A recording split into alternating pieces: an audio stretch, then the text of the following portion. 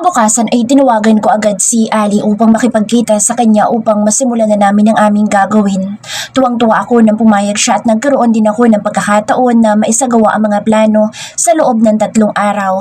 Natawagan ko na rin ang kanyang ama upang ipaalam ang araw ng aking pagpapropose at nasabihan ko na rin ang aking mga magulang na tuwang-tuwa naman ang malaman nila ang pinaplano kong gawin. Wala man kaming relasyon pero dito ko malalaman kung mahal pa rin niya ako. Kapag tinanggihan niya ako, tatanggapin ko pero hindi ako mawawala ng pag-asa.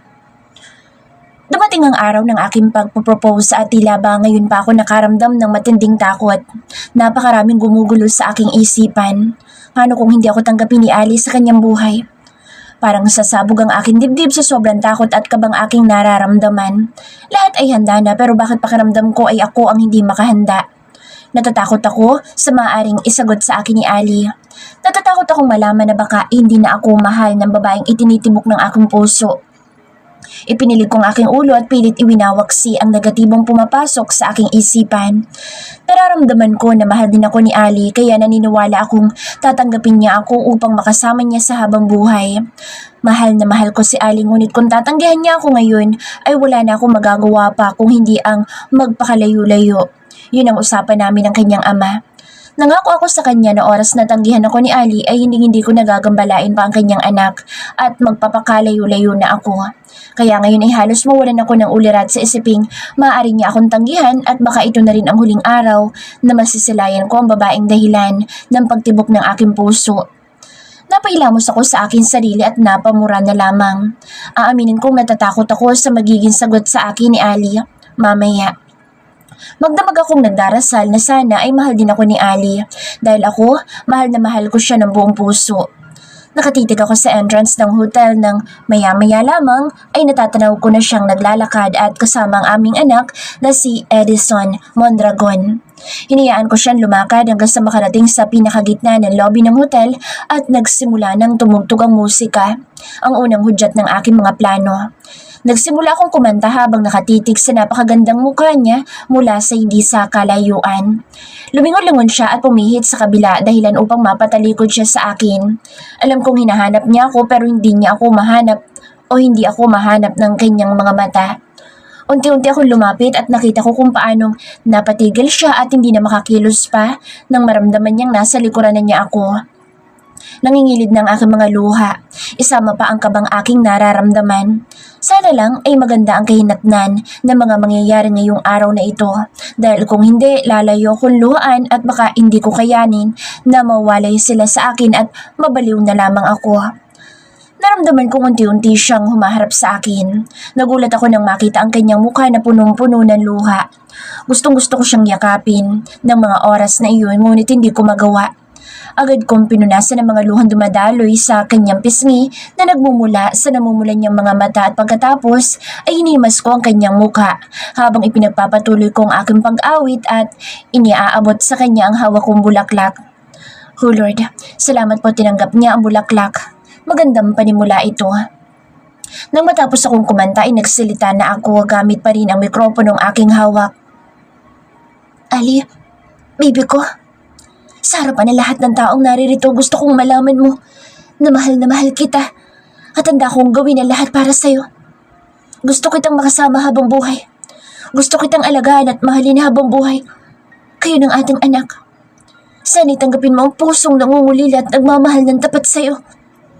Wika ko habang umiiyak na ako.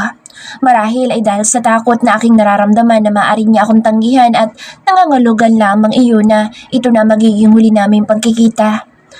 Ang mga katagang binitawan ko ang senyales na isa-isa nang lalapit ang aking mga kaibigan upang isa-isa nilang iabot kay Ali ang bulaklak at ang kalakip ng hawak-hawak nilang bulaklak ay may mga katagang, "Will you marry me?"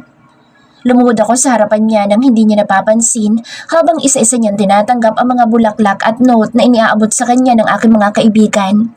Narinig ko ang pagsinghap ng mga tao nang lumuhod ako at inilabas ko ang isang maliit na itim na kahita na naglalaman ng isang diamond ring. Nang humarap sa akin si Ali ay sinabi ko ang katagang halos magpahagulhol sa akin. "Will you marry me, baby ko?"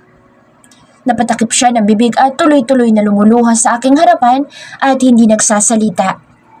Nangangawit na ako at hindi pa rin siya sumasagot. Nagsisimula na akong matakot na baka tanggihan nga niya ako.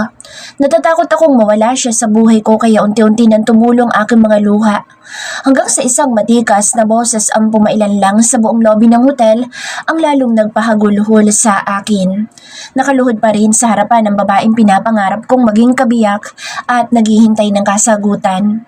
Nakita ko ang pagkagulat niya nang marinig niya ang boses ng Senior Owamil, kaya bigla siyang lumingon at tuluyan ng nalaglag ang kanyang mga luha. Hindi siya makapaniwala na nandito rin ang kanyang ama. Anak, naghihintay si Mr. Mondragon na isasagot mo. Mahirap at masakit sa tuhod ang matagal na pagkakaluhod. Maawa ka naman sa taong yan, baka hindi na yan makalakad pa. Wika ng kanyang ama na nagsasalita sa mikropono. Hindi pa rin ako tumitinag sa aking pagkakaluhod sa kanyang harapan. Muli niya akong nilingon ngunit walang mga salitang namumutawi sa kanyang labi at tanging pagluha lamang niya ang nakikita ko. Napayuko na ako at akman tatayo na ako upang umalis sa lugar na ito nang muling magsalita ang kanyang ama kaya napatigil ako. Pakiramdam ko tuloy ay mas naiinip ang kanyang ama kaysa sa akin nakaluhod sa harapan ng babaeng aking mahal. Pag hindi ka pa sumagot, sa tingin ko hindi na makakalakad pa si Mr. Mondragon. Sa tagal ng pagkakaluhod niya, baka hindi na ako magkaroon ng ikalawang apo. Dagdag pa ng kanyang ama na ikinatawa ng lahat ng nasa lobby ng hotel. Tumingin siya sa aking mata habang nakaluhod pa rin ako at maya-maya ay narinig ko ang kanyang napakagandang tinig. Yes. Yes, Edward. I will marry you. Pagtanggap niya sa akin na lalong ikinatulo ng aking mga luha at napahagulhol na ako sa sobrang kaligayahang nararamdaman ng aking puso. Sa sobrang kagalakan ko ay dahan-dahan akong tumayo at mabilis na niyakap at hinagkan siya ng mariin. Habang mahigpit ko siyang yakap ay isinusuot ko na sa kanyang daliri ang singsing na kaninang-kanina ko pahawak. Sobrang saya ko. Pakiramdam ko ay ako na ang pinakamasayang tao sa buong mundo dahil nabawi ko na ang puso ng babaeng nagnakaw ng puso ko sa mahabang panahon. Ang babaeng pinangarap kong maging akin ng panghabang buhay. Natalie's POV. Nagulat ako. Hindi ko ito inaasahan. Pati ang aking ama ay naririto upang saksihan ang ginawa ni Edward. Napatingin ako kay Kuya Harold pero nagkibit-balikat siya dahil maging siya na sorpresa ng ginawang proposal ni Edward. Ang aking anak naman ay biglang bumitaw sa aking kamay at nagsisisigaw sa sobrang kasiyahan. Yes! Finally, buo ng pamilya namin! Sigaw niya sa sobrang katuwaan habang tumatalon-talon pang aking anak. Muli akong siniil ng halik ni Edward pero hindi na ako nabigla at tinanggap ko lamang ito ng buong puso. Kahit pakiramdam ko ay napakabilis ng pangyayari. Langya bro, kasal muna bago honeymoon. Manyak na manyak na agad. Sigaw ng kaibigan ni Edward kaya't malalakas na tawanan ang namayani sa loob ng hallway ng hotel. Nalapitan kami ng aming mga magulang at binati kaming dalawa. Nababakas ko sa kanilang mga mukha ang sobrang kagalakan. Hindi rin mawala ang ngiti sa labi ko dahil ito rin ang pangarap ko. Ang mabuo ang pamilya namin dahil kailanman ay hindi nawala ang pagmamahal ko para kay Edward. Naku iya, natutuwa ako at magkakaroon na rin ako ng manugang. Sa wakas ay may apo na agad kami. Salamat sa pagtanggap sa siraulo naming anak ha. Masayang wika ni Tita Mercedes. Natawa tuloy ako sa kanyang tinuran na nagpa-ismid naman kay Edward. Salamat po sa pagtanggap niya sa akin, tita. Saad ko sa kanya na may matamis na ngiti sa aking labi. Ano ka ba? Mula ngayon, mommy, nang itatawag mo sa akin at daddy naman sa aking asawa. Isa na tayong pamilya ngayon. At masaya ako na may kakasal na din sa wakas ang anak ko. Wika niya pang muli na nagpangiti sa akin. Napatingin naman ako sa aking ama na masayang nakatitig sa aking mukha. Agad ko itong nilapitan at niyakap naman agad ako ni Papa kaya gumanta rin ako ng yakap sa kanya. Papa! Umiiyak kong wika sa kanya habang may hinang tawa naman ang naririnig ko sa kanya. Ano ba itong nabalitaan ko na nagpanggap kayong mag-asawa ng kapatid mo para lamang paglaruan ng ama ng anak mo, ha, Ali? Hindi bang isang bagay na kabilin-bilinan ko sa inyong magkapatid ay ang magpakatotoo kayo at huwag na huwag kayong manloloko ng kapwa nyo? Bakit nyo yun ginawa? Kung hindi pa ako tinawagan ni Edward, hindi ko pa malalaman ng mga kalokohan yung magkapatid. Nakakunot noon na ani ng aking ama sa akin. Halos wala akong maisagot sa aking ama kaya't napatingin agad ako kay Kuya Harold dahil siya naman talaga ang nagsimula ng pagpapanggap. Po, Papa, hindi po ako. Si Kuya pong may gawa noon. Pinagsabihan ko na po siya pero ayaw naman pong makinig sa akin. Wika ko sa aking ama sabay turo ko sa aking kapatid kaya umugong ang malakas na tawanan. Maging si Edward ay tawang-tawa sa ginawa ko kaya binilatan ko lang siya. Ha? Bakit ako ha? Excuse me? Pero wala naman akong totally na sinabi mag-asawa kami ni Ali. May tanga lang na nag-assume na may relasyon kami na ang kapatid. May pa-imbestiga pa, wala namang napala. Wala namang palang ibubuga ang mga ito. Wika niyang naiinis. Lalo naman na wala akong sinasabi na kahit na ano. Siya naman talaga ang nagsimula at hindi ako. Pinagsasalos pa nga niya sa Edward tapos maang-maangan siya ngayon. Harold! Inis na tawag ng aming ama kaya napabuntong hininga si Kuya at muli itong nagsalita. Oops! Sorry Papa, nagbibiro lang po ako. Ani Kuya Harold sabay peace sign kay Edward at sa mga kaibigan ni Edward na masamang nakatingin naman sa aking kapatid. O siya, halina kayo sa loob ng restaurant at nagpahanda ako ng pagkain para sa ating lahat. Wika naman ng aking ama at tumuloy na kami sa loob ng restaurant at naghihintay na sa amin ng mga pagkaing pinahanda pala niya para sa okasyong ito. Sobrang dami ng pagkaing nakalatag sa mahabang lamesa kaya gulat na gulat ako.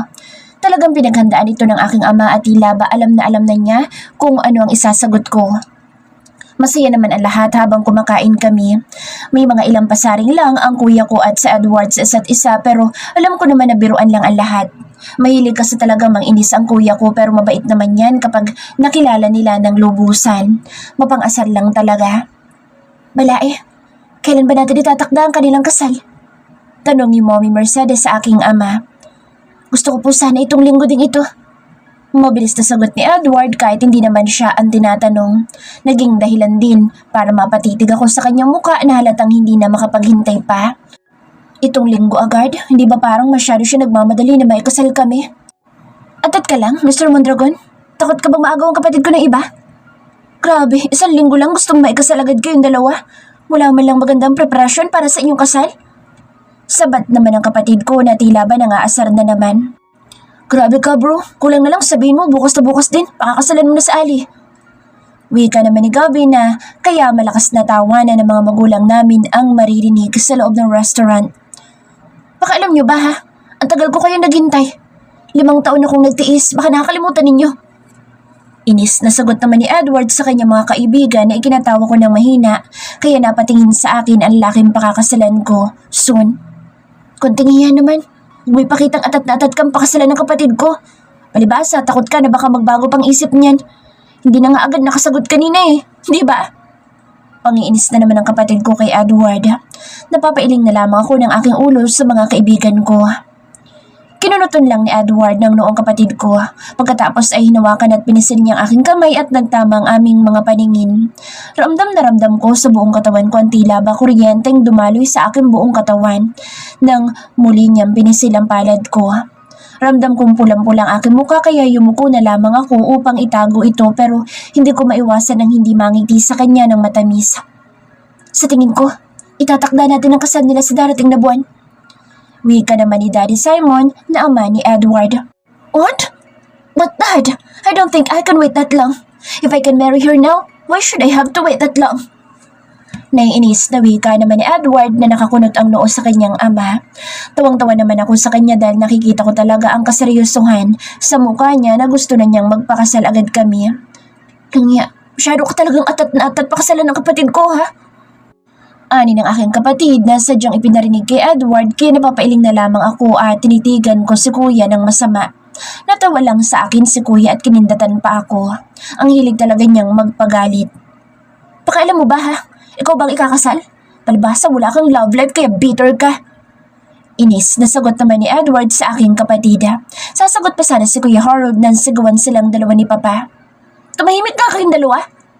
Malakas na ani ng aking ama sa kanilang dalawa. Buti nga sa kanila.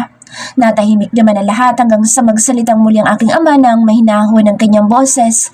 Kaya napangiti ako, lalo na ng matamis na ngiti ang gumuhit sa labi ng aking ama. Sa tingin ko ay agree ako kay Balae na sa darating na buwan natin itatakda ang inyong kasal. Huwag ka masyadong atat, Edward. Darating tayo sa kasal na iyan pero hindi next week. Para kang may lakad, Nagmamadali masyado. Wika ng aking ama. Pinapabatid sa lahat na buo na ang desisyon niya at wala na magagawa pa kung hindi ang sumunod at hintayin ang araw ng kasal na kanyang itinakda. Hindi na rin nakakibo pa ang mahal ko.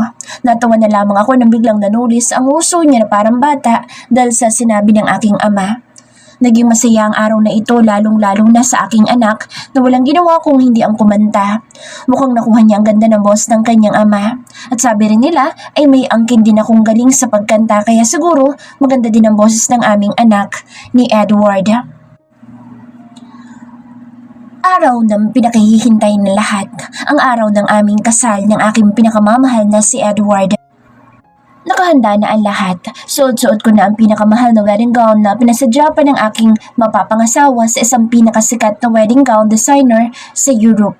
Napaka-eleganteng tingnan ng aking gown na halos nababalutan ng maliliit na brilyante.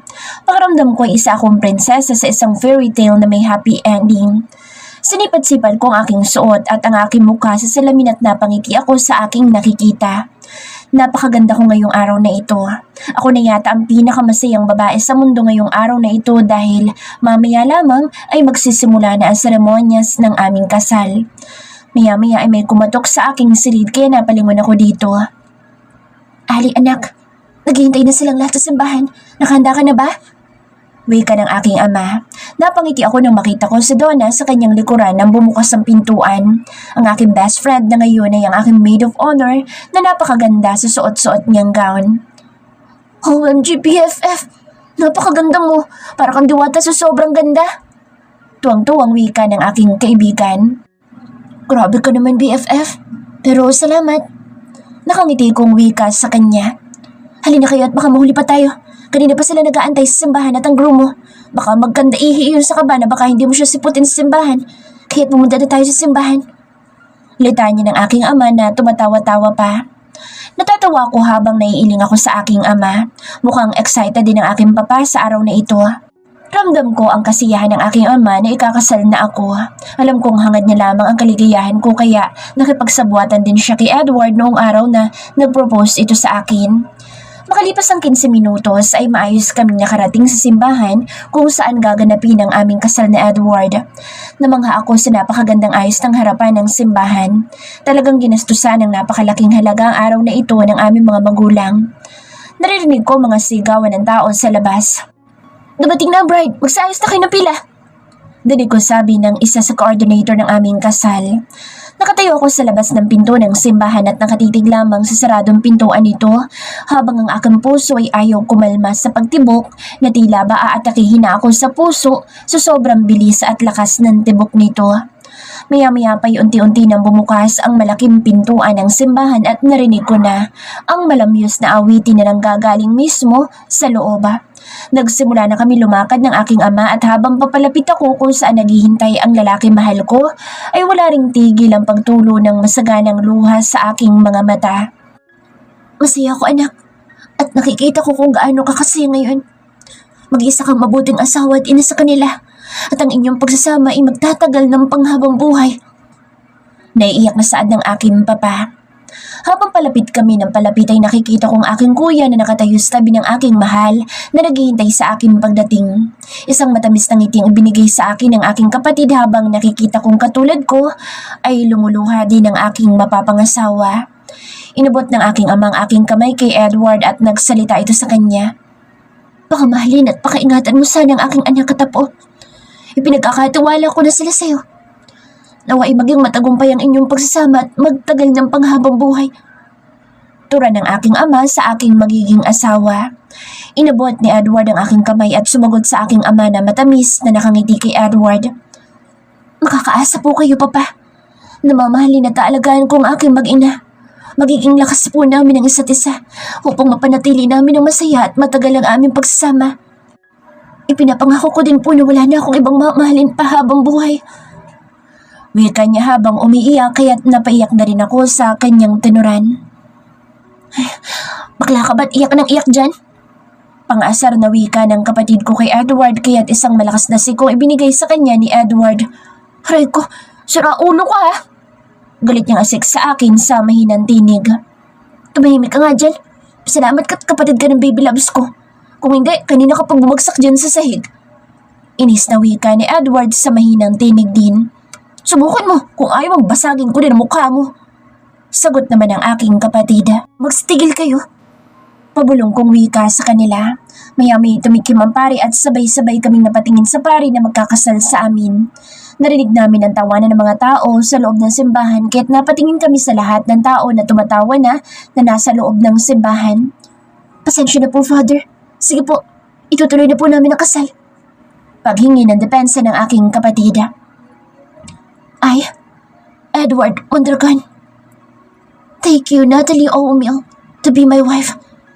I promise to be true to you in good times and in bad times, in sickness and in health. I will love you and honor you all the days of my life. I, Natalie O'Meal, take you, Edward Mondragon, to be my husband. I promise to be true to you in good times and in bad, in sickness and in health. I will love you and honor you all the days of my life. You have declared your consent before the church. May the Lord, in His goodness, strengthen your consent and fill you both with His blessing. That God has joined, man must not separate. Amen. Amen. Sabay-sabay na wika ng mga nasa simbahan. And I pronounce you, husband and wife. You may now kiss the bride. After 2 years. Third person POV. Baby, manganganak na ako! Sigaw ni Alice sa kanyang asawa. OMG, wait lang, hindi ko alam ang unang-unahin. Nalilitong wika niya. Wisit ka, buhatin mo na ako at dalhin mo na ako sa ospital. Lalabas ng anak mo! Sigaw niyang muli sa kanyang asawa. Walang kaabog-abog ay binuhat niyang kanyang asawa at nagmamadaling lumabas ng kanilang mansyon. Manak, ikaw muna bahala kay Edison. Dadiretso na kami sa ospital at pakitawagan na rin sila Mom at Daddy. Pagkasabi ng mga anak ng asawa ko. Hinihingal niyang bilin sa kanilang kasambahay. Sa ospital, makalipas ang 2 oras ay maayos na naipanganak ni Ali ang kanilang ikalawang anak na babae at pinangalanan nila itong Aliyah Mondragon. Naging maganda ang kanilang pagsasama at pinapatunayan nila sa lahat na walang kahit na sino man ang makakapaghiwalay sa 2 taong tunay na nagmamahalan.